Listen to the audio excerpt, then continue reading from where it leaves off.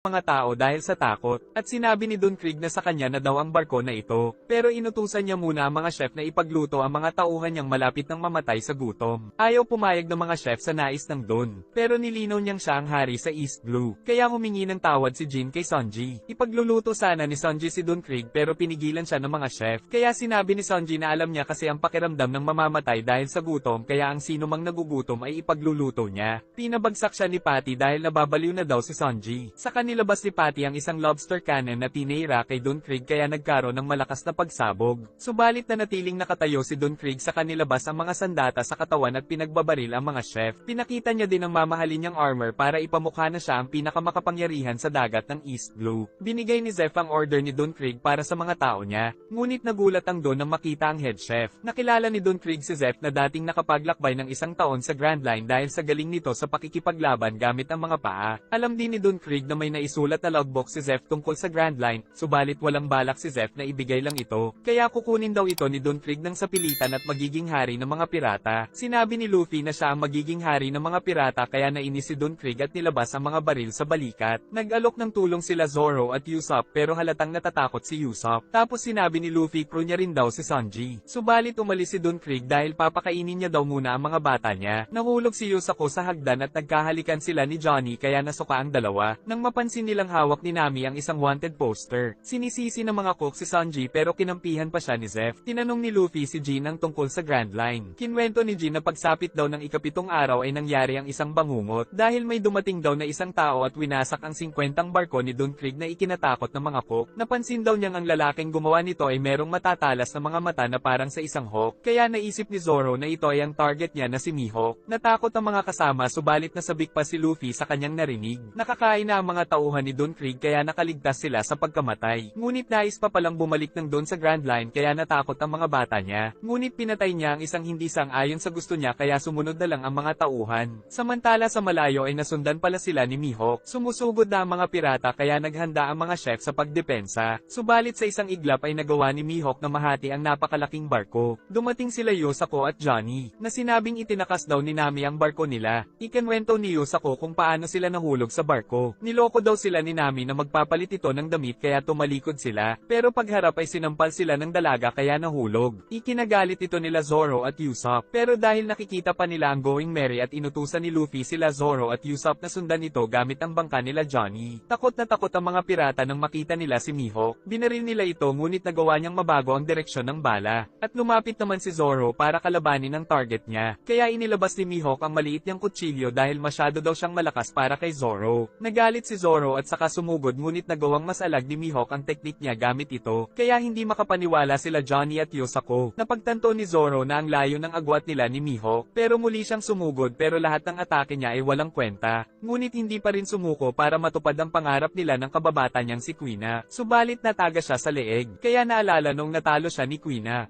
Nais nang sumugod nila Johnny pero pinigilan sila ni Luffy. Ngunit nang muling sumugod si Zoro ay nasaksak siya ng kutsilyo sa dibdib. Napahanga naman si Mihawk sa katapangan ni Zoro. Kaya bilang paggalang sa kalaban ay inilabas ni Mihawk ang kanyang espada at agad na sumugod subalit matapang na nakipagsabayan si Zoro sa kanya. Ngunit sa huli ay si Zoro lang ang napinsala. Kaya humarap siya at tinanggap ang kanyang pagkatalo. Ginamit naman ni Mihawk ang espada para tapusin si Zoro. Kaya napasigaw ang mga kaibigan. Dahil dito ay sumugod si Luffy pero nakailang si Mihawk, saka sinabi ni Mihawk na hindi naman niya pinatay si Zoro, at nakita niyang buhay pa nga ito kasama nila Johnny at Yosako. Pagkatapos ay sinabi ni Mihawk na maghihintay daw siyang malampasan ni Zoro ang kanyang lakas, at habang naghihingalo ay ipinangako ni Zoro na mula ngayon ay hindi na siya muling matatalo hanggang sa muling makaharap si Mihawk. Aalis na daw si Mihawk dahil natuwa na siya, ngunit pinagbabaril siya ni Don Krieg pero gumawa ito ng malakas na pagsabog para makatakas. Umalis naman ang mga kasama para habulin si Nami. Kinausap naman ni Luffy si Zeph na kung matatalo niya si Don Krieg ay hindi na niya kailangang magtrabaho ng 1 taon sa Baratie. Plano talagang makuha ng Don ang Baratie dahil kailangan nila ng barko para makabalik sa Grand Line. Pero kumontra ang isang tauhan dahil ayaw niya nang bumalik sa Grand Line kaya pinatay siya ng sariling captain. Dagdag pa ni Don Krieg na magagawa nilang maglakbay sa Grand Line kung makukuha nila ang logbook na ginawa ni Zeph. Sumugod ang mga pirata kaya sumugod na rin si Luffy kaya bagsak sa tubig ang mga kalaban. Inangat naman ng mga chef ang palikpik ng Baratie para magsilbing battlefield at hindi madamay ang loob loob ng resto. Saka lumabas ang malaking isdang sinasakyan nila Patty at Carne, at tinira ng kanan ng mga pirata sa tubig. Sunod nilang inatake si Don Krieg ngunit dahil sa matigas na armor ay baliwala ang kanan. Saka nagawa pa nitong buhatin ang kanilang sasakyan at itinapon sa resto. Mabuti na lang ay sinipa ito ni Sanji kaya napigilan ng pagbagsak sa Baratie. Pinagtanggol ng mga chef ang resto pero halos lahat sila ay natalo ng mga pirata.